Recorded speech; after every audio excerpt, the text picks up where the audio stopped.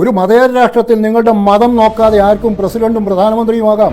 ആ പ്രബോധനത്തിലൂടെ വരാൻ പോകുന്ന സംവിധാനം അത് മറ്റു മതങ്ങളെ കൂടി ഉൾക്കൊള്ളുന്നതായിരിക്കും. പ്രത്യേകിച്ച് നബി അങ്ങനെ ഒരു മാതൃക കാണിച്ചിട്ടുണ്ട്. മൗദൂദി ഇല്ലെങ്കിൽ ജമാഅത്തെ ഇസ്ലാമി ഇല്ല, ഗാന്ധി ഇല്ലെങ്കിൽ ഗാന്ധിസം ഉണ്ടാവും. ഇസ്ലാമിൽ നിന്ന് ഈ ഇസ്ലാമിസത്തിലേക്ക് വരുമ്പോൾ എങ്ങനെയാണത് മാറുന്നത്? ഈ രാഷ്ട്രീയ പ്രത്യയശാസ്ത്രമായി മാറുമ്പോൾ ജമാഅത്തെ ഇസ്ലാമിയുടെ ബൗദ്ധിക ജിഹാദ്, ഇന്റലക്ച്വൽ ജിഹാദിനെ കുറിച്ച് ഒരു ലേഖനം എഴുതി. വോട്ട് ചെയ്യുന്നു, മതേതരത്വത്തിനു വേണ്ടി സംസാരിക്കുന്നു. അങ്ങനെ ഒരു നല്ല മാറ്റത്തിലേക്ക് ജമാഅത്തെ ഇസ്ലാമി വന്നാൽ ഇന്ത്യയിൽ 2 ജമാഅത്തെ ഇസ്ലാമി എങ്ങനെയാണ് ഉണ്ടായത്? അവരുടെ പ്രത്യയശാസ്ത്രമായി ഉയർത്തിക്കാണിക്കുന്നത് ലാ ഇലാഹ ഇല്ലല്ലാഹ് എന്ന് പറയുന്ന 5 ഇസ്ലാം കാര്യങ്ങളിൽ ഏറ്റവും പ്രധാനപ്പെട്ട കാര്യമാണ്. ഇഖാമത്തു ദീൻ എന്ന് പറഞ്ഞാൽ ദീനിന്റെ സംസ്ഥാപനം. മൗദൂദി കോപ്പിയടിച്ച് പറഞ്ഞു, Sufism is the opium of the people. ദേശീയതയല്ല, വംശീയ വെറിയെയാണ് ഞങ്ങൾ എതിർക്കുന്നത്. ഈ മൂന്നിനെ കുറിച്ചുള്ള നിലവിൽ അവരുടെ കാഴ്ചപ്പാട് ഇതാണെന്നാണ്. ഹെഗലിന്റെ ചിന്തകൾ കടം കൊണ്ടു. മൗദൂദി പറഞ്ഞ എന്താണ്? ഇസ്ലാം എന്ന് പറയുന്നത് ഒരു ജൈവാസ്തിത്വമാണ് എന്നാണ്. എഴുത്തുകാരനും രാഷ്ട്രീയ നിരീക്ഷകനുമായ ഹമീദ് ചേന്നമംഗലൂരാണ് എന്നോടൊപ്പം. നമസ്കാരം. ഇപ്പോൾ ജമാഅത്തെ ഇസ്ലാമിയാണ് വലിയ ചർച്ച കേരള രാഷ്ട്രീയത്തിൽ. ജമാഅത്തെ ഇസ്ലാമി അങ്ങനെ ചർച്ച ചെയ്യാൻ മാത്രമുള്ള ഒരു രാഷ്ട്രീയ ശക്തിയാണോ കേരളത്തിൽ? ജമാഅത്തെ ഇസ്ലാമി സ്വയം ഒരു വലിയ രാഷ്ട്രീയ ശക്തിയല്ല കേരളത്തിൽ. പക്ഷേ അടുത്ത കാലത്തായിട്ട് ജമാഅത്തെ ഇസ്ലാമിക്ക് കുറേയേറെ അനുഭാവികളെയും അനുയായികളെയും കിട്ടിയിട്ടുണ്ട്. പിന്നെ ജമാഅത്തെ ഇസ്ലാമി എന്ന് പറയുന്നത് കേരളത്തിൽ മാത്രമല്ല, കേരളത്തിന് പുറത്ത് അഖിലേന്ത്യാ തലത്തിൽ പ്രവർത്തിക്കുന്ന ഒരു സംഘടനയാണ്.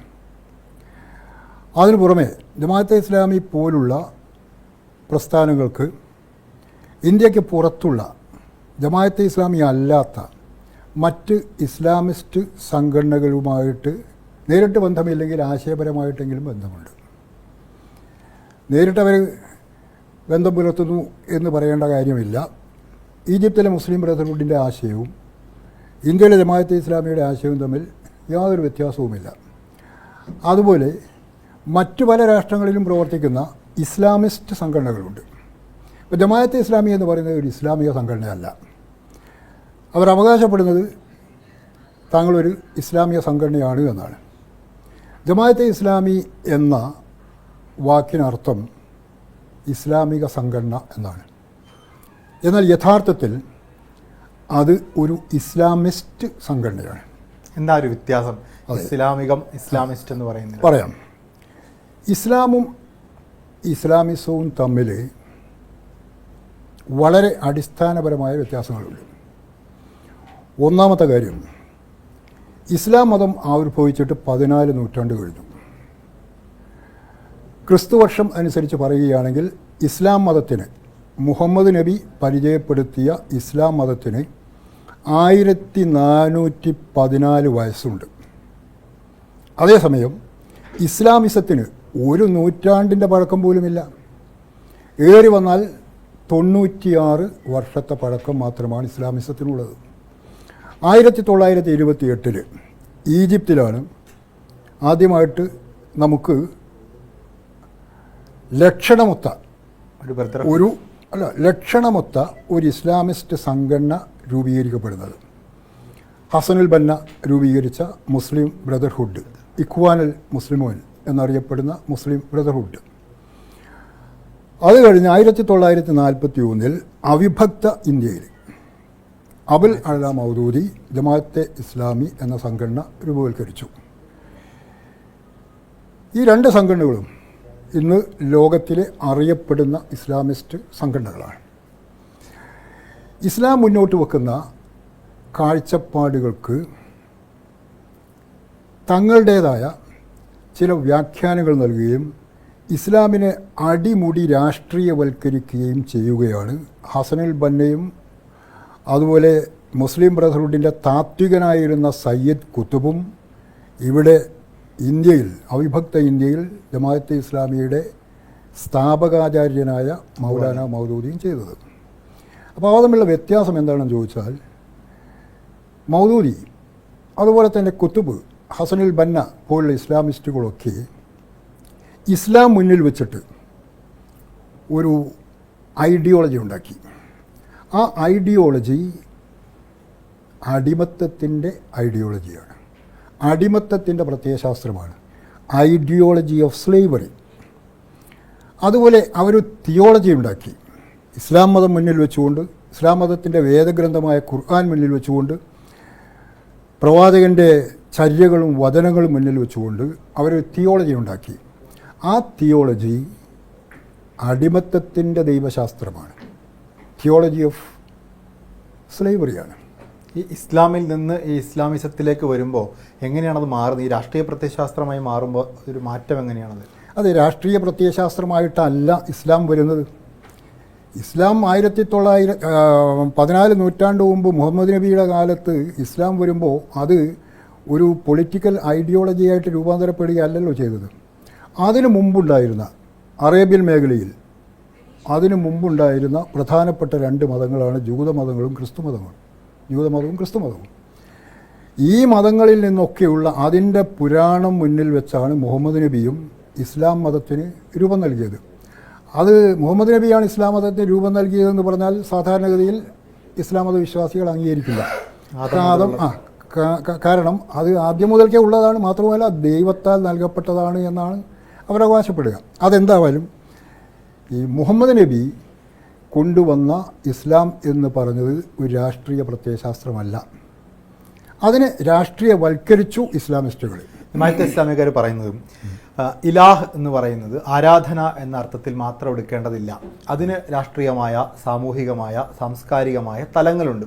അതുകൊണ്ടാണ് ഇപ്പോൾ നേരത്തെ താങ്കൾ സൂചിപ്പിച്ച പോലെ ഇസ്ലാമിസത്തിലേക്ക് വരുമ്പോഴേക്കും അതിന് രാഷ്ട്രീയമായ മുഖം കൂടി വന്നു ചേരുന്നത്. ഇത് പറയുമ്പോൾ നമ്മൾ ശ്രദ്ധിക്കേണ്ട ഒരു വസ്തുതയുണ്ട്. മൗദൂദി ജമാഅത്തെ ഇസ്ലാമിയുടെ ഗുരു, സ്ഥാപക ഗുരു, ഒരു പുസ്തകം എഴുതിയിട്ടുണ്ട്. ആ പുസ്തകത്തിൻ്റെ പേര് ഖുർആനിലെ 4 സാങ്കേതിക പദങ്ങൾ എന്നാണ് മലയാളത്തിൽ അതിൻ്റെ ശീർഷകം. അദ്ദേഹം ഉറുദുവിൽ എഴുതിയ ആ പുസ്തകം ഇവിടെ ജമാഅത്തെ ഇസ്ലാമിക്കാർ മലയാളത്തിൽ ഖുർആനിലെ 4 സാങ്കേതിക ശബ്ദങ്ങൾ, സാങ്കേതിക പദങ്ങൾ എന്ന പേരിൽ പ്രസിദ്ധീകരിച്ചിട്ടുണ്ട്. ഈ 4 സാങ്കേതിക പദങ്ങൾ അല്ലെങ്കിൽ സാങ്കേതിക ശബ്ദങ്ങൾ എന്താണ്? 1 നിങ്ങൾ പറഞ്ഞ ഇലാഹ്, 2 റബ്ബ്, 3 ഇബാദത്ത്, 4 ദീൻ. ഇതാണ് ഖുർആനിലെ 4 സാങ്കേതിക പദങ്ങൾ എന്ന് പറഞ്ഞ് മൗദൂദി അവതരിപ്പിച്ചത്. എന്നിട്ട് ഈ 4 പദങ്ങൾക്ക് മൗദൂദി അദ്ദേഹത്തിൻ്റേതായ വ്യാഖ്യാനം നൽകി. തന്നെയുമല്ല, അദ്ദേഹത്തിൻ്റെ അവകാശവാദം പ്രവാചകൻ്റെ കാലത്തും തുടർന്ന് ഏതാനും കൊല്ലങ്ങളും മാത്രം ആണ് ഈ 4 സാങ്കേതിക പദങ്ങളുടെ യഥാർത്ഥ വിവക്ഷ മുസ്ലിങ്ങൾ മനസ്സിലാക്കിയിരുന്നത്. അതായത് ഇസ്ലാം ഉണ്ടാകുന്നത് 7-ാം നൂറ്റാണ്ടിൻ്റെ ആദ്യത്തിൽ, AD 610. അപ്പോൾ AD 610 ഇസ്ലാമിൽ ഈ 4 സാങ്കേതിക പദങ്ങളുടെ വിവക്ഷ മനസ്സിലാക്കിയവർ അതിൻ്റെ പ്രാരംഭ നാളുകളിൽ മാത്രമേ ഉണ്ടായിരുന്നുള്ളൂ. പിന്നീട് താനാണത് മനസ്സിലാക്കിയത് എന്ന് അദ്ദേഹം അവകാശപ്പെട്ടിട്ടുണ്ട്. അങ്ങനെ അവകാശപ്പെട്ടപ്പോൾ അദ്ദേഹത്തിൻ്റെ തന്നെ സഹചാരിയായിരുന്ന മൻസൂർ നുമാനി അദ്ദേഹത്തോട് ഒരു ചോദ്യം ചോദിച്ചു. അപ്പോൾ താങ്കൾ പറയുന്നത് ഇത് ഈ പറയുന്ന ഇസ്ലാമിൻ്റെ പ്രാരംഭ നാളുകൾക്ക് ശേഷം താങ്കളല്ലാതെ മറ്റാരും മനസ്സിലാക്കിയിട്ടില്ല എന്നാണോ? ഒരുപാട് പണ്ഡിതന്മാർ കഴിഞ്ഞ നൂറ്റാണ്ടുകളിൽ ഉണ്ടായിട്ടുണ്ട്, അവരാരും ഇതിൻ്റെ വിവക്ഷ മനസ്സിലാക്കിയിട്ടില്ലെന്നാണോ? അപ്പോൾ അതിന് മൗദൂദി പറഞ്ഞ മറുപടി, ഒരാൾ ഒരു ചെറിയ അളവിൽ മനസ്സിലാക്കിയിട്ടുണ്ട്. അതാരാ? ഇബ്നു തൈമിയ്യ. ഇബ്നു തൈമിയ്യ 13-ാം നൂറ്റാണ്ടിലും 14-ാം നൂറ്റാണ്ടിലുമായി ജീവിച്ച ഒരു മുസ്ലിം പണ്ഡിതനാണ്. അദ്ദേഹം ഒട്ടൊക്കെ മനസ്സിലാക്കിയിട്ടുണ്ട്, എന്നാലും അദ്ദേഹവും പൂർണ്ണമായും മനസ്സിലാക്കിയിട്ടില്ല എന്ന് പറഞ്ഞിട്ട് ഈ 4 പദങ്ങൾക്ക് അദ്ദേഹത്തിൻ്റെ വ്യാഖ്യാനം നൽകുന്നു. അതിലൊന്ന് ഇബാദത്താണ്. ഇലാഹ്, റബ്ബ്, ഇബാദത്ത്, ദീൻ, ഇതാണ് 4 പദങ്ങൾ. അതിലൊന്ന് ഇബാദത്താണ്. ഇബാദത്ത് എന്ന ആ സംജ്ഞ മുന്നിൽ വെച്ചിട്ട് അദ്ദേഹം പറയുന്നു, ഇബാദത്ത് എന്ന വാക്കുണ്ടാകുന്നത് അബ്ദ് എന്ന വാക്കിൽ നിന്നാണ്. അബ്ദ് എന്ന് പറഞ്ഞാൽ അടിമ എന്നാണ് അർത്ഥം. അപ്പോൾ ഇബാദത്ത് എന്ന് പറഞ്ഞാൽ അടിമവൃത്തി എന്നർത്ഥം സിദ്ധിക്കുന്നു, അല്ലെങ്കിൽ ഭൃത്യവേല എന്ന് അർത്ഥം സിദ്ധിക്കുന്നു. അപ്പോൾ അബ്ദ് എന്ന് പറയുമ്പോൾ അടിമ, മനുഷ്യൻ അടിമയാണ്. അദ്ദേഹത്തിൻ്റെ പല പുസ്തകങ്ങളിലും അദ്ദേഹം എഴുതിയിട്ടുണ്ട്, മനുഷ്യൻ പ്രകൃത്യ അടിമയാണ്. ദൈവത്തിൻ്റെ അടിമ. അതെ, ദൈവത്തിൻ്റെ അടിമ. മനുഷ്യൻ ജന്മന അശക്തനാണ്, അപൂർണനാണ്, അവൻ ദൈവത്തിൻ്റെ അടിമയാണ്. അപ്പോൾ ദൈവത്തിൻ്റെ അടിമ ഏതൊരടിമയും ദൈവത്തിൻ്റെ അല്ലെങ്കിൽ ഇനി മനുഷ്യന്മാർക്ക് അടിമയുണ്ടെങ്കിൽ മനുഷ്യന്മാരുടെ അടിമ യജമാനന്മാരുടെ അടിമ എന്താ ചെയ്യേണ്ടത്? യജമാനന്മാർ പറയുന്നത് അപ്പടി അനുസരിക്കണം. ഇവിടെ യജമാനൻ ആരാണ്? അള്ളാഹുവാണ്. അള്ളാഹു എന്ന ദൈവം പറഞ്ഞത് എന്തോ അതനുസരിക്കുക എന്നത് മാത്രമാണ് മനുഷ്യനായ അടിമയുടെ ചുമതല. അതാണ് ഇബാദത്ത്. അപ്പോൾ ഇബാദത്ത് എന്നതിന് മറ്റുള്ളവരൊക്കെ നൽകുന്ന ഈ മൗദൂദിക്ക് മുമ്പ് ജീവിച്ചവരും മൗദൂദിക്ക് ശേഷം ജീവിച്ചവരും മൗദൂദിയുടെ സമകാലികന്മാരായ ഒട്ടേറെ മുസ്ലിം മതപണ്ഡിതന്മാരും നൽകുന്ന അർത്ഥം ആരാധന എന്നാണ്. അപ്പോൾ അത് കേവലം ആരാധനയല്ല, അനുസരണമാണ്. അനുസരിക്കുക എന്ന് പറഞ്ഞാൽ ദൈവം എന്ന യജമാനനെ അനുസരിക്കുക എന്നതാണ് മനുഷ്യൻ്റെ ജോലി. മറ്റൊരു പുസ്തകത്തിൽ ഇതേ മൗദൂദി പറയുന്നു, മനുഷ്യൻ ജന്മനാ പ്രജയാണ്. പ്രജയും രാജാവും. ആരാണ് രാജാവ്? അള്ളാഹു. ആരാണ് പ്രജ? മനുഷ്യൻ സബ്ജക്റ്റാണ്, പ്രജയാണ്. രാജാവിനെ അനുസരിക്കുക എന്നതാണ് പ്രജയുടെ കർത്തവ്യം. ഇങ്ങനെ മൗദൂദി ഈ പറയുന്ന 4 സാങ്കേതിക പദങ്ങൾ മുന്നിൽ വെച്ചുകൊണ്ട് ഒരു ഐഡിയോളജി ഉണ്ടാക്കി. അതാണ് അടിമത്തത്തിൻ്റെ പ്രത്യയശാസ്ത്രം, ഐഡിയോളജി ഓഫ് സ്ലേവറി എന്ന് പറയുന്നത്. തന്നെയുമല്ല മറ്റൊരു പദം അദ്ദേഹം എടുത്തു, റബ്ബ്. അപ്പം ഇലാഹ് എന്ന് പറഞ്ഞാൽ ദൈവം, റബ്ബ്. ഈ ഇലാഹും റബ്ബും ഒക്കെ ദൈവത്തിൻ്റെ തന്നെ സൂചിപ്പിക്കുന്ന വാക്കുകളാണ്. അതുവരെ, അതായത് ഇസ്ലാമിസം ആവിർഭവിക്കുന്നത് വരെ ഒരു പൊളിറ്റിക്കൽ റബ്ബ് ഉണ്ടായിരുന്നില്ല. ഉണ്ടായിരുന്നത് ഒരു റിലീജിയസ് റബ്ബ് അല്ലെങ്കിൽ ഒരു സ്പിരിച്വൽ റബ്ബാണ് ഉണ്ടായിരുന്നത്. ഒരു സ്പിരിച്വൽ ദൈവം ഉണ്ടായിരുന്നത്, ആധ്യാത്മിക തലത്തിലുള്ളൊരു ദൈവം ഉണ്ടായിരുന്നത്. മൗദൂദി എന്ത് ചെയ്തു? മൗദൂദിയും മറ്റ് ഇസ്ലാമിസ്റ്റുകളും എന്താ ചെയ്തത്? റബ്ബിനെ രാഷ്ട്രീയ റബ്ബാക്കി, ദൈവത്തെ രാഷ്ട്രീയ ദൈവമാക്കി, അള്ളാഹുവിനെ രാഷ്ട്രീയ അള്ളാഹുവാക്കി. എന്നിട്ട് പറഞ്ഞു, ഈ റബ്ബാണ് അല്ലെങ്കിൽ ഈ ഇലാഹാണ് അല്ലെങ്കിൽ ഈ അള്ളാഹുവാണ് ഇവിടെ എല്ലാ കാര്യങ്ങളും തീരുമാനിക്കുന്നതും മനുഷ്യനുമായിട്ടുള്ള എല്ലാ വ്യവസ്ഥകളും ഉണ്ടാക്കുന്നതും. ആ വ്യവസ്ഥകളനുസരിച്ച് ജീവിക്കുന്ന അടിമ മാത്രമാണ് ജനങ്ങൾ എന്ന കാഴ്ചപ്പാട് മുന്നോട്ട് വെച്ചു മൗദൂദി. അപ്പോൾ അങ്ങനെ വരുമ്പോൾ എന്താണ് സംഭവിക്കുന്നത്? ഇവിടെ മനുഷ്യരുടെ സർഗാത്മകത മൗദൂദി അംഗീകരിക്കുന്നില്ല. മനുഷ്യർക്ക് സ്വയം ചിന്തിക്കാനും തങ്ങൾക്കാവശ്യമായ ചിന്താപദ്ധതികൾ ആവിഷ്കരിക്കാനും തങ്ങൾക്കാവശ്യമായ രാഷ്ട്രീയ വ്യവസ്ഥ ഉണ്ടാക്കാനും മനുഷ്യർക്ക് കഴിയും എന്ന കാര്യം മൗദൂദി അംഗീകരിക്കുന്നില്ല.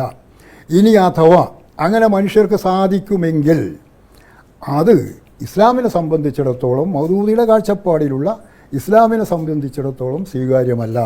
കാരണം യജമാനൻ അള്ളാഹുവാണ്, ജാഹിലിയത്താണ്. അല്ല, യജമാനൻ അള്ളാഹുവാണ്. ഈ അള്ളാഹുവിൻ്റെ നിയമങ്ങൾ, അള്ളാഹു ആവിഷ്കരിച്ച നിയമങ്ങളുണ്ട്, രാഷ്ട്രീയമുണ്ട്, ഒക്കെയുണ്ട്. അള്ളാഹു ജനങ്ങൾക്ക് നൽകിയ ഇസ്ലാം മതം എന്ന് പറയുന്നത് ഒരു സമ്പൂർണ്ണ ജീവിത പദ്ധതിയാണ്. അതാണ് ഇസ്ലാമിസത്തിൻ്റെ മൗലികമായൊരു കാഴ്ചപ്പാട്. അത് മറ്റ് സംഘടനകളും ചിലപ്പോഴൊക്കെ പറയാറുണ്ട് കേട്ടോ, അത് വേറെ കാര്യം. പക്ഷേ മൗദൂദിയെപ്പോലുള്ളവർ പറയുന്നത് ഇസ്ലാം ഒരു സമ്പൂർണ്ണ ജീവിത പദ്ധതിയാണ്. അപ്പോൾ സമ്പൂർണ്ണ ജീവിത പദ്ധതി എന്ന് പറയുന്നതുകൊണ്ട് മൗദൂദി എന്താ അർത്ഥമാക്കുന്നത്? ഇസ്ലാമിൽ ആത്മീയ തലം, ഇസ്ലാമിന് ആത്മീയ തലം മാത്രമല്ല ഉള്ളത്, അതിന് ഭൗതിക തലമുണ്ട്. അതിൻ്റെ ഭൗതിക തലത്തിൽപ്പെടുന്ന ഒന്നാണ് രാഷ്ട്രീയം. രാഷ്ട്രീയം എന്നത് ഇസ്ലാമിൻ്റെ അവിച്ഛേദ്യ ഭാഗമാണ്, മുറിച്ചു മാറ്റാനാവാത്ത ഭാഗമാണ്. രാഷ്ട്രീയം മുറിച്ചു മാറ്റിയാൽ ഇസ്ലാം പൂർണ്ണമാവില്ല. അപ്പോൾ രാഷ്ട്രീയമില്ലാത്ത ഇസ്ലാം എന്ന് പറയുന്നത് അപൂർണമായ ഇസ്ലാമാണ്. അത് അംഗീകരിക്കാൻ പറ്റില്ല. ഇതാണ് മൗദൂദി മുന്നോട്ട് വെച്ച പ്രധാനപ്പെട്ട ഒരു ആർഗ്യുമെൻറ്റ്.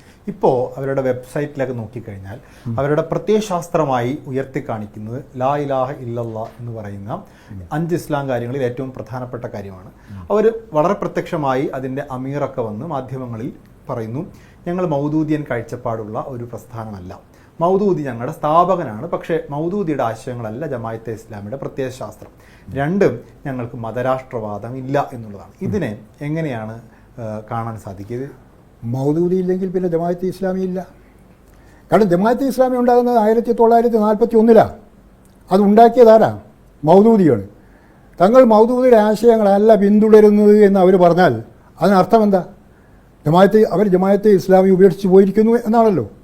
തങ്ങൾ മൗദൂദിയുടെ ആശയങ്ങൾ പിന്തുടരുന്നു എന്ന് പറയുന്നത് മൗദൂദി ഇസ്ലാമിനെ അദ്ദേഹത്തിന്റെ രീതിയിൽ വ്യാഖ്യാനിക്കുകയും ഇസ്ലാമിന്റെ അടിസ്ഥാനത്തിൽ ഒരു പ്രത്യയശാസ്ത്രം ഉണ്ടാക്കുകയും ഇസ്ലാമിന്റെ അടിസ്ഥാനത്തിൽ ഒരു സംഘടന ഉണ്ടാക്കുകയാണ് ചെയ്തത് എന്ന് പറഞ്ഞാൽ അവരുടെ പ്രത്യയശാസ്ത്രം ഇസ്ലാം തന്നെയാണ് എന്നതാണ്. ഇസ്ലാം ഒരു പ്രത്യയശാസ്ത്രമല്ല, ഇസ്ലാം ഒരു മതമായിട്ടാണ് വന്നത്. ഇത് സൗകര്യത്തിന് വേണ്ടി ജമാഅത്തെ ഇസ്ലാമിക്കാർ ഇപ്പോൾ പറയുന്നതാണ്, ഈ അടുത്ത കാലത്ത് പറയാൻ തുടങ്ങിയതാണ്. ഇതിപ്പോൾ ജമാഅത്തെ ഇസ്ലാമിയുടെ ഇപ്പോഴത്തെ കേരള അമീർ ഇക്കാര്യം പറഞ്ഞ് ഞാൻ ശ്രദ്ധിക്കുകയുണ്ടായി. മുജീബ് റഹ്മാൻ ഇക്കാര്യം പറഞ്ഞ് ഞാൻ ശ്രദ്ധിക്കുകയുണ്ടായി. ഏതാണ്ട് ഒരു വ്യാഴവട്ടക്കാലം മുമ്പ് 2011 തോന്നുന്നു, അന്നത്തെ കേരള അമീറായിരുന്ന ടി ആരിഫ് അലിയും ഇതേ ആശയം മുന്നോട്ട് വെച്ചിട്ടുണ്ട്.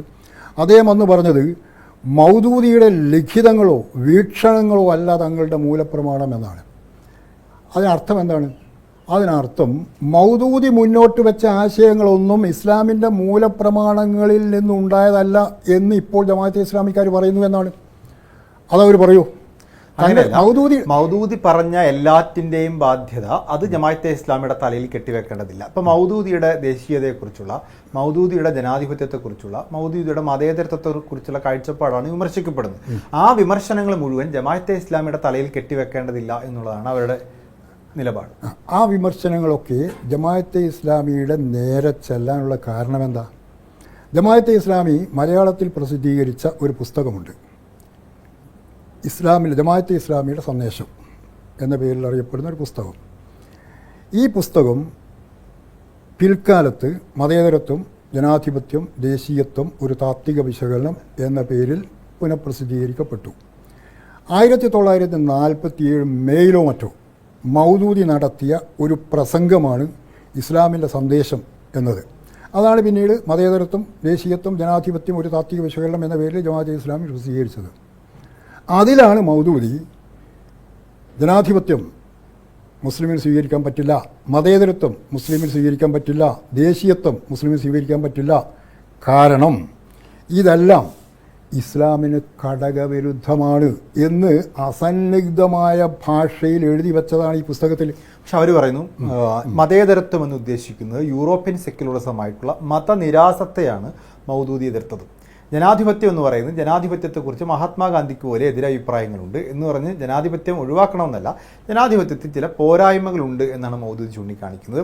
ദേശീയതയല്ല വംശീയ വെറിയെയാണ് ഞങ്ങൾ എതിർക്കുന്നത്. ഈ മൂന്നിനെക്കുറിച്ചുള്ള നിലവിൽ അവരുടെ കാഴ്ചപ്പാട് ഇതാണെന്നാണ് പറയുന്നത്. ഇത് അവർ പറയുന്നത് സ്വാതന്ത്ര്യത്തിന് മുമ്പ് മൗദൂദി അവതരിപ്പിച്ച കാഴ്ചപ്പാടുകളാണ് ഇതൊക്കെ എന്നാണല്ലോ. കാരണം 1947 മെയ് മാസത്തിലാണ് ഈ പ്രസംഗം നടത്തിയത്. അങ്ങനെയാണെങ്കിൽ അതിന് പിൽക്കാലത്ത് പ്രസക്തിയില്ലെങ്കിൽ എന്തിനാണ് ജമാഅത്തെ ഇസ്ലാമിയുടെ സന്ദേശം എന്ന പേരിൽ മലയാളത്തിൽ മാത്രമല്ല ഇന്ത്യയിലെ എല്ലാ ഭാഷകളിലും മിക്കവാറും എല്ലാ ഭാഷകളിലും ഈ പുസ്തകം തർജ്ജമ ചെയ്യുകയും പ്രസിദ്ധീകരിക്കുകയും അത് വിൽപ്പന നടത്തുകയും ചെയ്തിട്ടുണ്ട്? 1-2 വർഷമല്ല, അനേകം ദശകങ്ങളായിട്ട് അത് വിൽപ്പന നടത്തി പോന്നിട്ടുണ്ട്. ആ പുസ്തകമാണ് ഈ പറയുന്ന ജനാധിപത്യം, മതേതരത്വം, ദേശീയത്വം, താത്വിക വിശകലനം എന്നുള്ളത്. അത് ഇനി പറയട്ടെ, അവർ പറയുന്നത് മൗദൂദി നിരാകരിച്ചത് പാശ്ചാത്യ മതേതരത്വമാണ് എന്നാണ്, പാശ്ചാത്യ ജനാധിപത്യമാണ് എന്നാണ്. RSS പറയുന്നത് എന്താ? RSS മതേതരത്വത്തെക്കുറിച്ച് പറയുന്നത് എന്താ? RSS പറയുന്നത് മതേതരത്വം അഭാരതീയമായ ആശയമാണ്, അതുകൊണ്ട് തങ്ങൾക്ക് സ്വീകാര്യമല്ല. ഇപ്പോൾ ജമാഅത്തെ ഇസ്ലാമിക്കാർ പറഞ്ഞെന്താണ്? മൗദൂദി മതേതരത്തെ തള്ളിക്കളഞ്ഞത് അത് പാശ്ചാത്യമായ ആശയമായിട്ടാണ് എന്നാണ്. ജനാധിപത്യത്തെ തള്ളിക്കളഞ്ഞതും പാശ്ചാത്യമായിട്ട് ഉള്ള ആശയമായിട്ടാണ് എന്നാണ്. ജനാധിപത്യത്തെ മൗദൂദി തള്ളിക്കളയാനുള്ള കാരണം മൗദൂദിയുടെ കാഴ്ചപ്പാടനുസരിച്ച് ഹാക്കിമിയത്ത് അല്ലെങ്കിൽ പരമാധികാരം എന്ന് പറയുന്നത് അള്ളാഹുവിന് മാത്രം അവകാശപ്പെട്ടതാണ്. ജനാധിപത്യത്തിൽ പരമാധികാരം ഒരു അള്ളാഹുവിനും ഒരു ഭഗവാനും ഒരു കർത്താവിനും അവകാശപ്പെട്ടതല്ല, അത് ജനങ്ങൾക്ക് അവകാശപ്പെട്ടതാണ്. ജനങ്ങൾക്ക് പരമാധികാരം നൽകിക്കൂടാ എന്നാണ് മൗദൂദി പറഞ്ഞത്. ഇത് തന്നെയായിരുന്നു ജമാഅത്തെ ഇസ്ലാമിയുടെയും വാദം. ജമാഅത്തെ ഇസ്ലാമി ഇപ്പോൾ ഈ ഒരു 10-12 വർഷമായിട്ട് ഇങ്ങനെയൊക്കെ മാറ്റി പറയുന്നുണ്ടെങ്കിലും 1990കളുടെ അവസാനം വരെയും ജമാഅത്തെ ഇസ്ലാമിക്കാർ പറഞ്ഞുകൊണ്ടിരുന്നത് ജനാധിപത്യം തങ്ങൾക്ക് സ്വീകാര്യമല്ല എന്നാണ്. അതിൻ്റെ കാരണം ഇതാണ്. കാരണം അള്ളാഹുവിനായിരിക്കണം പരമാധിപത്യം എന്നാണ്, പരമാധികാരം എന്നാണ്. പിന്നെ രണ്ടാമത് പാശ്ചാത്യമായതുകൊണ്ടാണ് ഇത്, അത് മതനിരാസപരമാണ്, പാശ്ചാത്യമായ ആശയമായതുകൊണ്ടാണ് ഇത്. പാശ്ചാത്യം മതനിരാസമായത്, മതനിരാസമല്ലല്ലോ. വെസ്റ്റേൺ സെക്യുലറിസം എന്ന് മതനിരാസപരമാണോ? അമേരിക്ക ഒരു സെക്യുലർ കൺട്രിയാണ്, അവിടെ മതമില്ലേ? ബ്രിട്ടൻ സെക്യുലർ കൺട്രിയാണ്, അവിടെ മതമില്ലേ?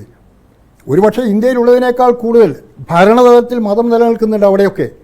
അപ്പോൾ ഈ പാശ്ചാത്യ സെക്യുലറിസം, പൗരസ്ത്യ സെക്യുലറിസം എന്ന് പറഞ്ഞ് സെക്യുലറിസത്തെ നമുക്ക് വർഗീകരിക്കാൻ പറ്റില്ല. കാരണം സെക്യുലറിസത്തിൻ്റെ കാതൽ എന്ന് പറയുന്നത് മതം വേറെ രാഷ്ട്രീയം വേറെ എന്ന കാഴ്ചപ്പാടാണ്.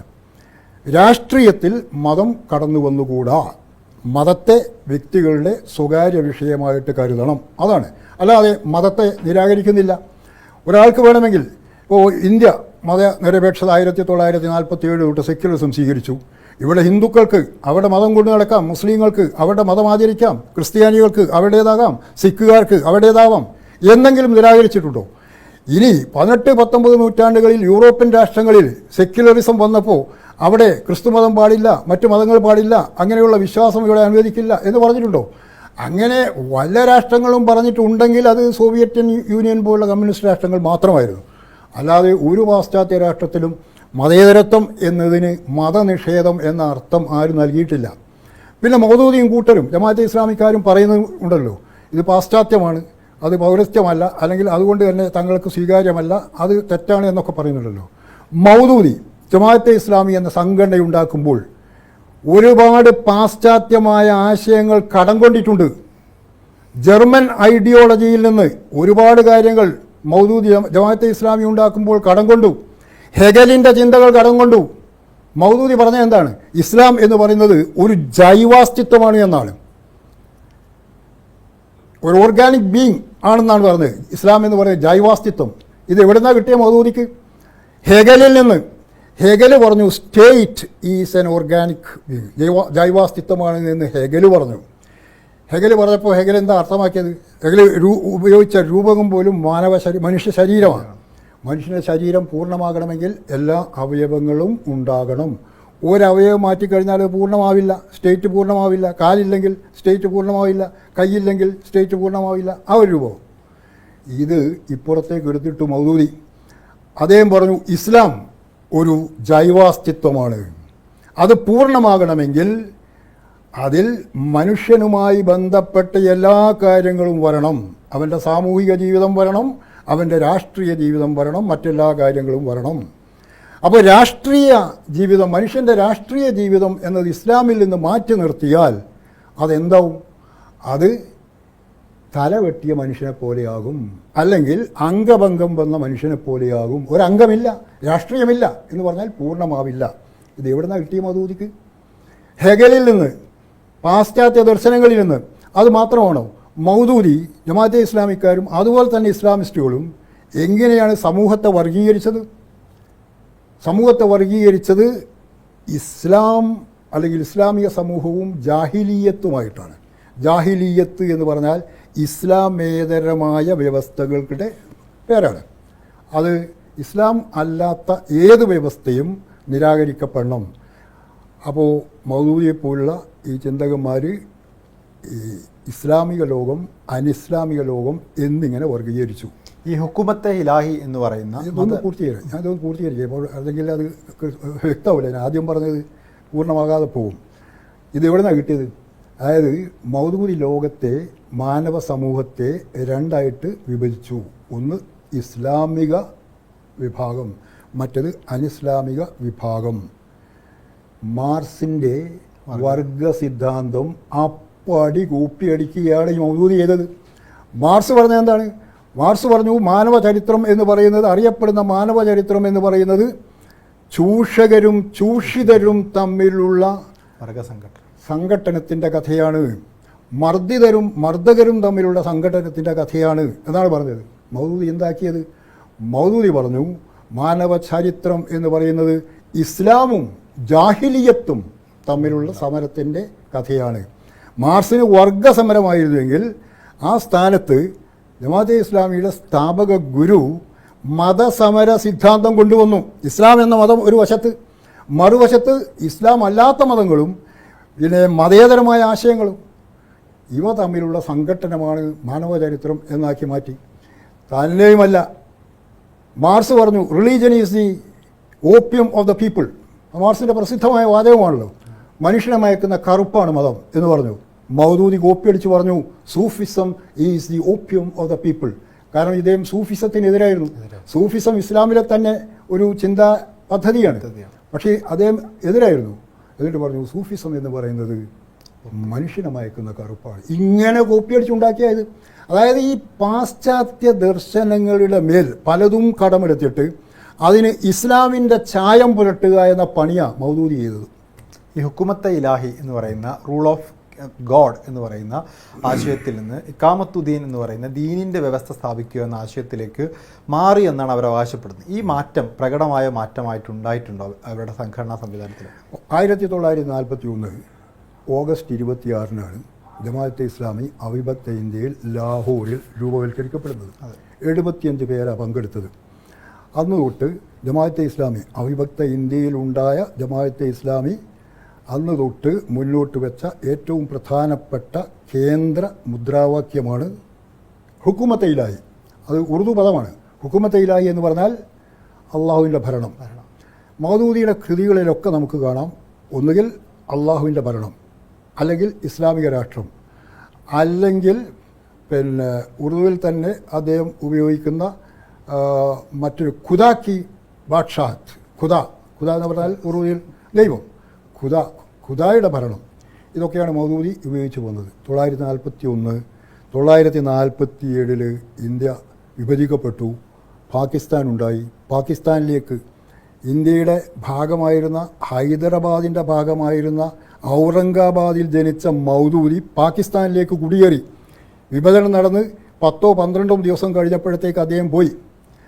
വിഭജനത്തോടുകൂടി ജമാഅത്തെ ഇസ്ലാമി എന്ന് പറയുന്നത് ജമാഅത്തെ ഇസ്ലാമി പാകിസ്ഥാനും ജമാഅത്തെ ഇസ്ലാമി ഹിന്ദും ആയിട്ട് 2 സംഘടനകളായിട്ട് മാറി. ജമാഅത്തെ ഇസ്ലാമി ഹിന്ദ് 1948 പിന്നെ നിലവിൽ വരുന്നത്. നേരത്തെ അതുണ്ടായിരുന്നു.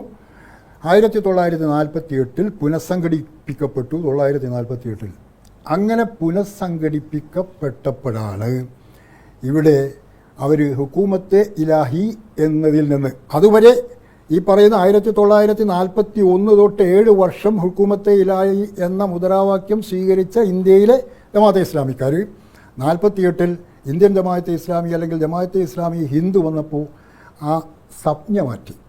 ഹുക്കുമത്തെ ഇലാഹിയുടെ സ്ഥാനത്ത് ഇക്കാമത്തുദ്ദീൻ എന്ന പുതിയ ഒരു പദാവലി കൊണ്ടുവന്നു. ഇത് വാക്കിൽ മാത്രമേ വ്യത്യാസമുള്ളൂ, സത്തയിൽ വ്യത്യാസമില്ല, അർത്ഥത്തിൽ വ്യത്യാസമില്ല. ഹുക്കുമത്തെ ഇലാഹി എന്ന് പറഞ്ഞാൽ അള്ളാഹുവിൻ്റെ ഭരണം, ഇക്കാമത്തുദ്ദീൻ എന്ന് പറഞ്ഞാൽ ദീനിൻ്റെ സംസ്ഥാപനം. ദീനിൻ്റെ സംസ്ഥാപനം എന്ന് പറയുമ്പോൾ മതത്തിൻ്റെ സംസ്ഥാപനം എന്ന് അർത്ഥമാക്കാം, ഇസ്ലാം മതത്തിൻ്റെ സംസ്ഥാപനം എന്ന് അർത്ഥമാക്കാം. പക്ഷേ ജമാഅത്തെ ഇസ്ലാമിയുടെ സ്ഥാപകാചാര്യൻ ഇന്ത്യയിലെ ജമാഅത്തെ ഇസ്ലാമിക്കാരുൾപ്പെടെയുള്ള അദ്ദേഹത്തിൻ്റെ ശിഷ്യഗണത്തെ പഠിപ്പിച്ചത് ദീൻ എന്നതിനർത്ഥം മതം എന്ന് മാത്രമല്ല, ദീൻ എന്നതിന് സ്റ്റേറ്റ്, രാഷ്ട്രം എന്നും അർത്ഥമുണ്ട്, സ്റ്റേറ്റ് ഭരണം എന്നും അർത്ഥമുണ്ട്. അതുകൊണ്ട് ഇക്കാമത്തുദ്ദീൻ എന്ന് പറഞ്ഞാൽ എന്താണ്? ജമാഅത്തെ ഇസ്ലാമിയുടെ യഥാർത്ഥ അർത്ഥം എന്താണ്? ദീനിൻ്റെ സംസ്ഥാപനം എന്ന് പറയുമ്പോൾ അവരുദ്ദേശിക്കുന്നത് ഇസ്ലാമിക ഭരണത്തിൻ്റെ സംസ്ഥാപനം എന്ന് തന്നെയാണ്.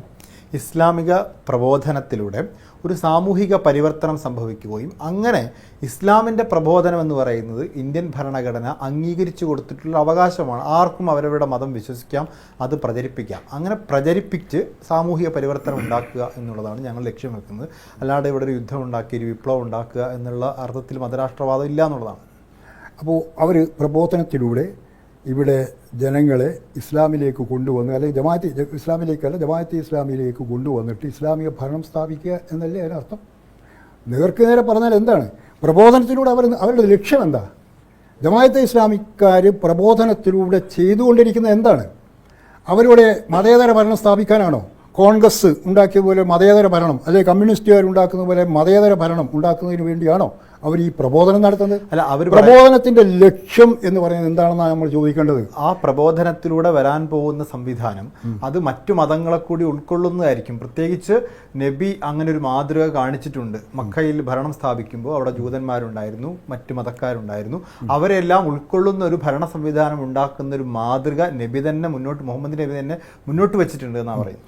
പക്ഷേ ചോദ്യം ഇതാണ്, അവിടെ ആരായിരിക്കും ഏറ്റവും പ്രധാനപ്പെട്ട പ്രമുഖനായ ഭരണാധികാരി ഹിന്ദുവായിരിക്കുമോ, ക്രിസ്ത്യാനിയായിരിക്കുമോ, സിഖുകാരനായിരിക്കുമോ? ഒരു മതേതര രാഷ്ട്രത്തിൽ നിങ്ങളുടെ മതം നോക്കാതെ ആർക്കും പ്രസിഡന്റും പ്രധാനമന്ത്രിയുമാകാം. ഇവർ ഈ പറയുന്ന അവർ പ്രബോധനത്തിലൂടെ ഇസ്ലാം മതത്തിൻ്റെ അടിസ്ഥാനത്തിലുള്ള ഒരു രാഷ്ട്രം രൂപീകരിക്കുമ്പോൾ, ഒരു ഭരണം രൂപീകരിക്കുമ്പോൾ, ഭരണവ്യവസ്ഥ ഉണ്ടാക്കുമ്പോൾ ഭരണാധികാരി ആരായിരിക്കും? ഭരണാധികാരി ആരായാലും അവിടെ നമ്മൾ ഭരണാധികാരി ഒരു നീതിമാനായിരിക്കും എന്നുള്ളതാണ് വാദം. നീതിമാൻ എന്ന് പറയുമ്പോൾ ഉദ്ദേശിക്കുന്നത് എന്താണ്? അവിടെയൊക്കെയാണല്ലോ പ്രശ്നം. നീതിമാൻ, ഗാന്ധി നീതിമാനായിരുന്നു അല്ലേ? ഗാന്ധിയെപ്പോലെ ഒരാൾ ഉണ്ടെങ്കിൽ, ഗാന്ധി ഇപ്പോഴില്ല, മഹാത്മാഗാന്ധി പുനർജനിച്ചാൽ ജമാഅത്തെ ഇസ്ലാമി പറയുന്നത് പോലെ ഇന്ത്യക്കാരെ ഇസ്ലാമിലേക്ക് പ്രബോധനം ചെയ്തുകൊണ്ട് അവരൊരു രാഷ്ട്രമുണ്ടാക്കിയാൽ, അവരൊരു ഗവൺമെൻറ് ഉണ്ടാക്കിയാൽ മഹാത്മാഗാന്ധിയെ അവർ പ്രസിഡന്റോ പ്രധാനമന്ത്രിയോ ആക്കൂ? ഇല്ല. മൗദൂദി പറഞ്ഞു വെച്ചിട്ടുണ്ട് ഈ കാര്യങ്ങളൊക്കെ. മൗദൂദി പറഞ്ഞു വെച്ചിരിക്കുന്നു ഈ പറയുന്ന ഈ പിന്നെ ഉമറിന്റെ ഭരണത്തെയൊക്കെ ഗാന്ധിയും പുകഴ്ത്തിയിട്ടുണ്ട്. ഗാന്ധി പുകഴ്ത്തിയതെങ്കിൽ ഗാന്ധിയെ പറ്റി നേരത്തെയും പറഞ്ഞല്ലോ. അതായത് ഗാന്ധിയും പാശ്ചാത്യ ജനാധിപത്യത്തെ തള്ളിക്കളഞ്ഞിട്ടുണ്ട് എന്ന് പറയുന്നത്. പാശ്ചാത്യ ജനാധിപത്യത്തെ ഗാന്ധി തള്ളിക്കളഞ്ഞിട്ടുണ്ടോ? ഗാന്ധി പറഞ്ഞത് എന്താണ്? ഗാന്ധി പറഞ്ഞത് പരിപൂർണമായ ധാർമ്മികാടിസ്ഥാനത്തിൻ കീഴിൽ ജനങ്ങളുടെ പ്രാതിനിധ്യ ഭരണത്തെയാണ് ഞാൻ ജനാധിപത്യമെന്ന് വിളിക്കുന്നത് എന്നാണ് ഗാന്ധി പറഞ്ഞത്. ഈ ജമാഅത്തെ ഇസ്ലാമിക്കാർ പറയുന്നത് എന്താണ്? പരമാധികാരം എന്ന് പറയുന്നത് ജനങ്ങൾക്കല്ല, അള്ളാഹുവിനാണ്. അള്ളാഹുവിന് പരമാധികാരം നൽകുന്ന ഒരു വ്യവസ്ഥയാണ് ജമാഅത്തെ ഇസ്ലാമി മുന്നോട്ട് വെക്കുന്നത്. ഇനി ഇവരിങ്ങനെയൊക്കെ പറയുന്നുണ്ടെങ്കിൽ അവർ ചെയ്യേണ്ടത് എന്താ? അള്ളാഹുവിൻ്റെ ഭൂമിയിൽ അള്ളാഹുവിൻ്റെ ഭരണം വേണം എന്നാണ് ജമാഅത്തെ ഇസ്ലാമിയുടെ ആചാര്യം പറഞ്ഞത്. മാത്രവുമല്ല, ഭരണമില്ലാത്ത ഇസ്ലാം സങ്കല്പ വീട് പോലെയാണ് എന്നും ഈ ജമാഅത്തെ ഇസ്ലാമിയുടെ ആചാര്യൻ എഴുതി വച്ചിട്ടുണ്ട്. അവർ മാറ്റി പറഞ്ഞു. ഇപ്പോൾ ജീവിക്കുന്ന ജമാഅത്തെ ഇസ്ലാമിക്കാർ, ഈ പറയുന്ന മുജീബ് റഹ്മാനായാലും ആരിഫ് അലി ആയാലും അല്ലെങ്കിൽ ഇന്ത്യയിലെ ബാക്കിയുള്ള ജമാഅത്തെ ഇസ്ലാമിയുടെ നേതാക്കന്മാരായാലും അവരുടെ ഏതെങ്കിലും ഒരു ലേഖനത്തിൽ അവർ പറയട്ടെ അള്ളാഹുവിൻ്റെ ഭൂമിയിൽ അള്ളാഹുവിൻ്റെ ഭരണം വേണ്ട.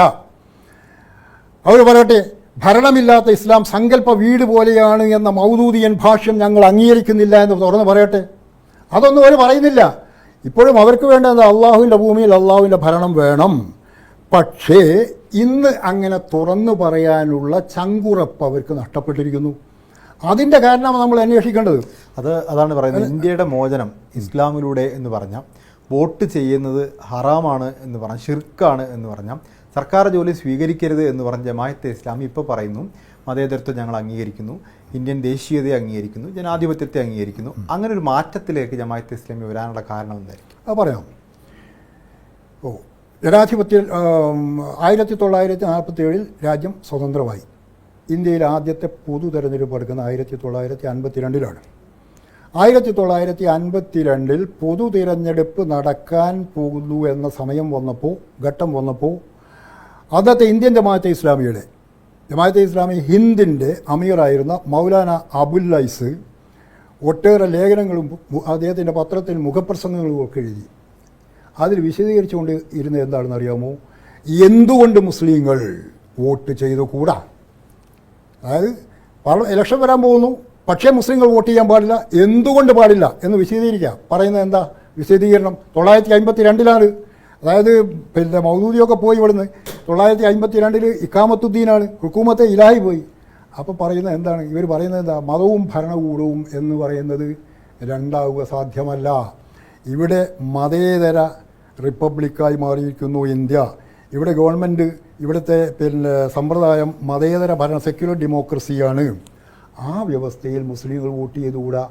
കാരണം അവിടെ പരമാധികാരികളാകാൻ പോകുന്നത് ജനങ്ങളാണ്, മനുഷ്യരാണ്. ദൈവം ഇസ്ലാം അത് അംഗീകരിക്കുന്നില്ല, അതുകൊണ്ട് വോട്ട് ചെയ്യാൻ പറ്റില്ല. അതുപോലുള്ള ഒരു താഗൂത്തി ഗവൺമെൻറ് എന്നാണ് അതിനവർ പറയുന്നത്. അനിസ്ലാമിക ഗവൺമെൻറ്റിന് വേണ്ടിയുള്ള ഒരു തെരഞ്ഞെടുപ്പിൽ പങ്കെടുക്കാൻ, സ്ഥാനാർത്ഥിയായിട്ട് മത്സരിക്കാനോ വോട്ട് രേഖപ്പെടുത്താനോ മുസ്ലിങ്ങൾ പോകാൻ പാടില്ല എന്ന് വിശദീകരിക്കുക ചെയ്തത്. 52 ഇലക്ഷൻ കഴിഞ്ഞു, 57 രണ്ടാമത്തെ തെരഞ്ഞെടുപ്പ് വന്നു, വോട്ട് ചെയ്തില്ല. 62 മൂന്നാമത്തത് വന്നു, വോട്ട് ചെയ്തില്ല. 67 നാലാമത്തത് വന്നു, വോട്ട് ചെയ്തില്ല. അന്ന് ഒന്നും സമ്മതിദാനം രേഖപ്പെടുത്താനുള്ള അവകാശം ജമാഅത്തെ ഇസ്ലാമിയുടെ നേതൃത്വം അവരുടെ ആളുകൾക്കല്ല, മുസ്ലിങ്ങൾക്ക് തന്നെ, മുസ്ലിങ്ങളോട് മുഴുവൻ പറഞ്ഞതാണ് നിങ്ങൾ രേഖപ്പെടുത്തരുത്, കാരണം ഇസ്ലാമിനെതിരാണ്, അത് അനിസ്ലാമികമാണ്. ഇവിടെ ഉണ്ടാക്കാൻ പോകുന്ന ഗവൺമെൻറ് അനിസ്ലാമികമാണ്. ഈ അനിസ്ലാമിക ഗവൺമെൻറ്റിന് വേണ്ടി വോട്ട് ചെയ്യുകയോ അനിസ്ലാമിക ഗവൺമെൻറ്റിന് കീഴിൽ ജോലി നേടുകയോ അതിൻ്റെ കീഴിൽ ജോലി നേടി ഉപജീവനം നടത്തുകയോ ചെയ്യുന്നത് ഇസ്ലാമിന് വിരുദ്ധമാണ് എന്ന് സിദ്ധാന്തിച്ചു പോന്നു. 67 വരെ വോട്ട് ചെയ്തില്ല. പിന്നെ 1975 ജമാഅത്തെ ഇസ്ലാമി ഇന്ത്യയിൽ ഇന്ദിരാ ഭരണകൂടം, ഇന്ദിരാഗാന്ധിയുടെ ഗവൺമെൻറ് അടിയന്തരാവസ്ഥ പ്രഖ്യാപിച്ചു. അടിയന്തരാവസ്ഥ പ്രഖ്യാപിച്ചപ്പോൾ RSSനെ പോലെ തന്നെ ജമാഅത്തെ ഇസ്ലാമിയെയും നിരോധിച്ചു. ജമാഅത്തെ ഇസ്ലാമിക്കാരും ജയിലിൽ പോയി. നമ്മുടെ കേരളത്തിലൊക്കെ ജമാഅത്തെ ഇസ്ലാമിക്കാർ ജയിലിൽ പോയിട്ട് പിന്നെ ചെയ്തത് എന്താണെന്നുള്ളത് അങ്ങാടിപ്പാട്ടാ. RSSകാർ ജയിലിൽ കിടന്നു. അന്ന് മാർക്സിസ്റ്റ് നേതാക്കന്മാരെ അറസ്റ്റ് ചെയ്തിട്ടുണ്ട്. അവർ ജയിലിൽ കിടന്നു. ഇവർ എഴുതി കൊടുത്തു, ഞങ്ങൾക്ക് ജമാഅത്തെ ഇസ്ലാമിയായിട്ട് യാതൊരു ബന്ധവുമില്ല എന്ന് പറഞ്ഞ് ഇറങ്ങിപ്പോകുന്നവരാ കേരളത്തിലെ ജമാഅത്തെ ഇസ്ലാമിയുടെ അമീർ ഉൾപ്പെടെയുള്ളവർ. അതാണ് ജമാഅത്തെ ഇസ്ലാമി. അങ്ങനെ ഈ ജമാഅത്തെ ഇസ്ലാമി നിരോധിക്കപ്പെട്ടു. 75 അടിയന്തരാവസ്ഥ വന്നു. 77 അടിയന്തരാവസ്ഥ പിൻവലിക്കപ്പെടുന്നു. പിന്നീട് നടന്ന 1977 മാർച്ചിലാണ് പിന്നീട് പൊതു തെരഞ്ഞെടുപ്പ് നടക്കുന്നത്, പാർലമെൻറ്റ് ഇലക്ഷൻ നടക്കുന്നത്. ഈ പാർലമെൻറ്റ് ഇലക്ഷൻ നടക്കുമ്പോൾ നിരോധിക്കപ്പെട്ട ജമാഅത്തെ ഇസ്ലാമി വീണ്ടും രംഗത്ത് വന്നിരുന്നില്ല. അവർക്ക് പിന്നെ നിരോധനമൊക്കെ കഴിഞ്ഞ് ഔദ്യോഗികമായിട്ട് രംഗത്ത് അവർ വന്നിരുന്നില്ല. ആ സമയത്ത് ജമാഅത്തെ ഇസ്ലാമിക്കാരായ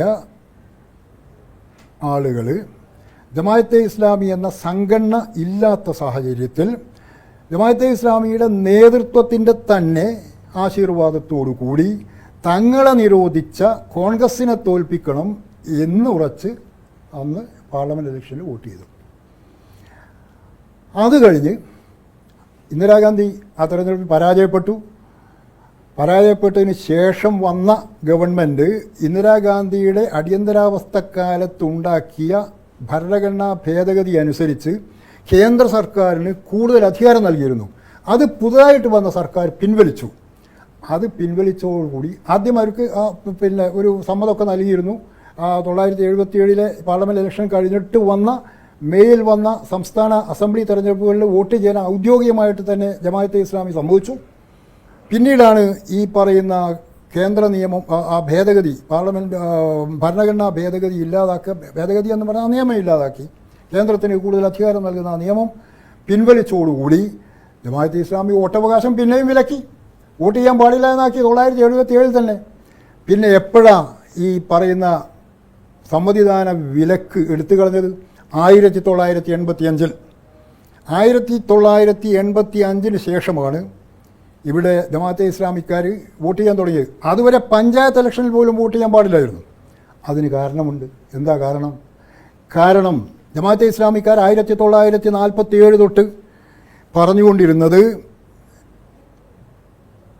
ഇവിടെ മുസ്ലിങ്ങൾ വോട്ടവകാശം വിനിയോഗിക്കാൻ പാടില്ല, സ്ഥാനാർത്ഥിയായി മത്സരിക്കാൻ പാടില്ല, ഈ ഭരണത്തിൽ പങ്കെടുക്കാൻ പാടില്ല. പക്ഷേ ജമാഅത്തെ ഇസ്ലാമിയുടെ ഈ ഉത്ബോധനം ഉൾക്കൊള്ളാനും അതനുസരിച്ച് പ്രവർത്തിക്കാനും ഇന്ത്യയിലെ മുസ്ലിങ്ങളിലെ 99.9% പോലും മുന്നോട്ട് വന്നില്ല. എത്രയോ പേര് മത്സരിച്ചു. കോൺഗ്രസിൻ്റെ ടിക്കറ്റിൽ മത്സരിച്ചു, മറ്റ് പാർട്ടികളുടെ ടിക്കറ്റിൽ മത്സരിച്ചു.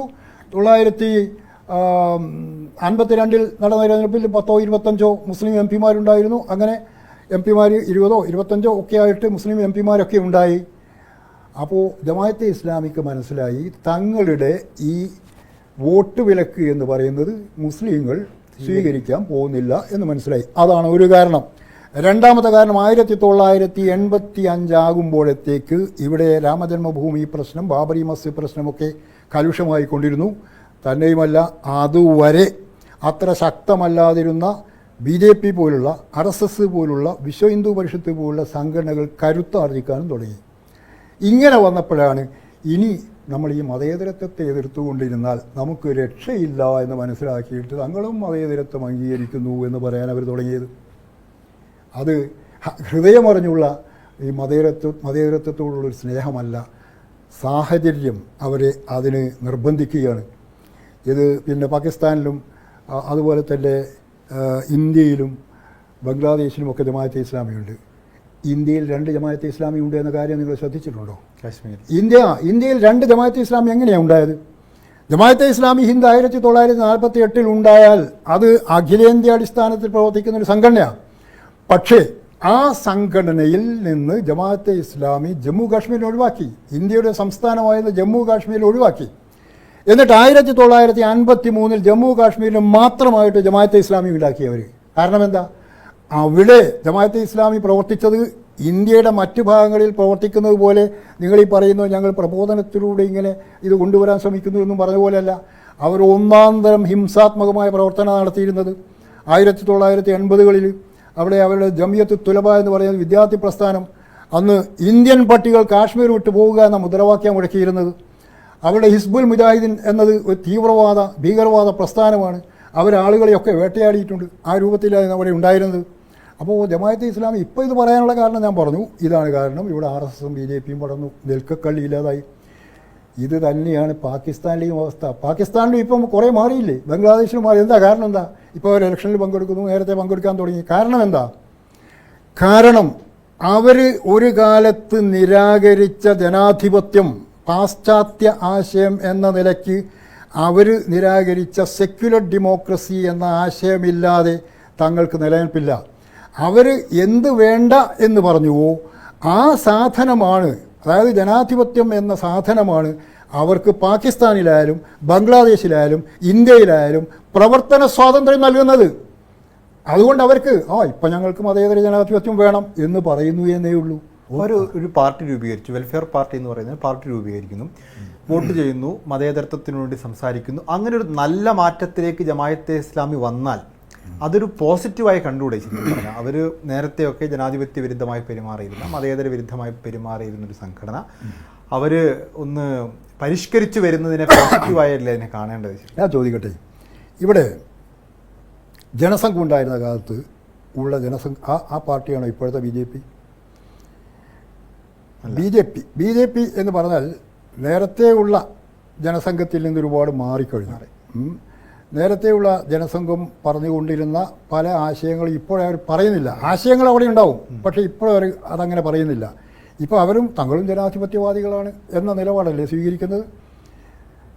ഇനി കുറച്ച് കഴിഞ്ഞിട്ട് 2024 2014 BJP അധികാരത്തിൽ വന്നു. 2019 വ്യക്തമായ ഭൂരിപക്ഷത്തോടുകൂടി BJPക്ക് മാത്രം തനിച്ച് ഭരിക്കാവുന്ന അവസ്ഥയിൽ വന്നു.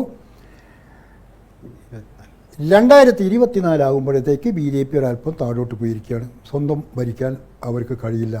ഇനി അവരാഗ്രഹിക്കുന്നത് പോലെ 2029 നടക്കുന്ന അല്ലെങ്കിൽ 2034 നടക്കുന്ന ഇലക്ഷനിൽ, പാർലമെൻറ്റ് ഇലക്ഷനിൽ അവർക്ക് 2/3 ഭൂരിപക്ഷം കിട്ടിയാൽ അവരിപ്പോൾ പറയുന്ന നിലപാടായിരിക്കുമോ സ്വീകരിക്കുക? അവർ ഭരണഘടന പൊളിച്ചെഴുതും. അവർ ഇന്ത്യയെ ഒരു ഹിന്ദു രാഷ്ട്രമാക്കും.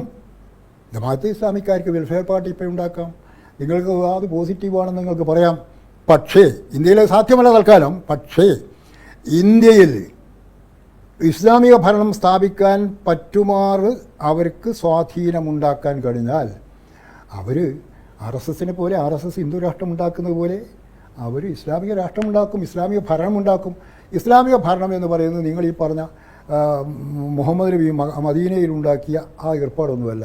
അവിടെ ഒരു മതരാഷ്ട്രത്തിൽ, അതേത് മതരാഷ്ട്രമായാലും, ഹിന്ദു മതരാഷ്ട്രമായാലും ഇസ്ലാമിക രാഷ്ട്രമായാലും, അവിടെയൊക്കെ സിറ്റിസൺസ് അല്ല പിന്നെ ഉണ്ടാകുക. ഒരു മതരാഷ്ട്രത്തിൽ, ഒരു തിയോക്രാറ്റിക് സ്റ്റേറ്റിൽ സിറ്റിസൺസ് ഇല്ല. അവിടെയുള്ളത് വിശ്വാസികൾ മാത്രമാണ്. അപ്പോൾ ഒരു ഇസ്ലാമിക രാഷ്ട്രത്തിൽ, ഇന്ത്യ ഒരു ഇസ്ലാമിക രാഷ്ട്രമായി മാറിക്കഴിഞ്ഞാൽ വിശ്വാസികൾ ആരാണ്? വിശ്വാസികൾ ജമാഅത്തെ ഇസ്ലാമിയോടൊപ്പം നിൽക്കുന്ന വിശ്വാസികൾ. അല്ലാത്തവരാരാണ്? അവർ സിറ്റിസൺസ് അല്ല, അവർ പിന്നെ സംരക്ഷിത പ്രജകൾ ആണ് എന്നാണ് അവിടെ തന്നെ ഒരു ടെർമിനോളജിയാണ്. സംരക്ഷിത പ്രജകളാണ്. പ്രജകൾ, സബ്ജക്ട്സ്, സിറ്റിസൺസ് അല്ല, സംരക്ഷിത പ്രജകളാണ് അവർ. അവർക്ക് സംരക്ഷണം നൽകും. പക്ഷേ അവർക്ക് അധികാരത്തിൻ്റെ മേൽത്തട്ടിലേക്കൊന്നും ഒരു കാലത്തും പ്രവേശനം കൊടുക്കേണ്ടി വരും. അവിടെയാണ് ഇപ്പോൾ വെൽഫെയർ പാർട്ടി എന്ന് പറയുന്നത്. തൽക്കാലം നമുക്ക് ആശ്വസിക്കാം. കാരണം ജമാഅത്തെ ഇസ്ലാമി പോലുള്ള സംഘടനയ്ക്കോ ഒരു ഇസ്ലാമിക പ്രസ്ഥാനത്തിനോ ഇന്ത്യയിൽ തൽക്കാലം അങ്ങനെ അധികാരത്തിൽ വരാനുള്ള യാതൊരു സാധ്യതയുമില്ല. CPM ആണ് ഈ ചർച്ചകൾക്കൊക്കെ തുടക്കം കുറിക്കുന്നത്. CPM ജമാഅത്തെ ഇസ്ലാമിയെ വല്ലാതെ കടന്ന് ആക്രമിക്കുന്നു. വിജയരാഘവനെ പോലുള്ള ആളുകൾ പ്രിയങ്ക ഗാന്ധിയുടെ വിജയത്തിന് പിന്നിൽ പോലും ഇത്തരത്തിലുള്ള തീവ്രവാദ ശക്തികളാണെന്ന് പറയുന്നു. പെട്ടെന്നൊരു ബോധോദയം ഉണ്ടായി ജമാഅത്തെ ഇസ്ലാമിയെ CPM തിരിച്ചറിയുകയാണോ ചെയ്യുന്നത്? ജമാഅത്തെ ഇസ്ലാമിയെ വിമർശിക്കാൻ വാസ്തവത്തിൽ CPMന് അധികാരമില്ല, അവകാശമില്ല. അപ്പോൾ CPM പറയുന്നത് പ്രിയങ്ക ഗാന്ധി വയനാട്ടിൽ പറയുന്ന ഈ പൊളിറ്റ് ബ്യൂറോ മെമ്പർ പറഞ്ഞത് അവിടെ വയനാട് പാർലമെൻറ്റ് ഇലക്ഷനിൽ പ്രിയങ്ക ഗാന്ധി ജയിച്ചത് വർഗീയ പാർട്ടികളുടെ വോട്ട് നേടിയിട്ടാണ് എന്നാണ്. ഇനി വർഗീയ പാർട്ടി എന്ന് പറയുന്ന ജമാഅത്തെ ഇസ്ലാമിയുടെ വോട്ട് എന്ന് പറഞ്ഞാൽ എത്രയുണ്ടാകും? 10,000-ൽ കൂടില്ല.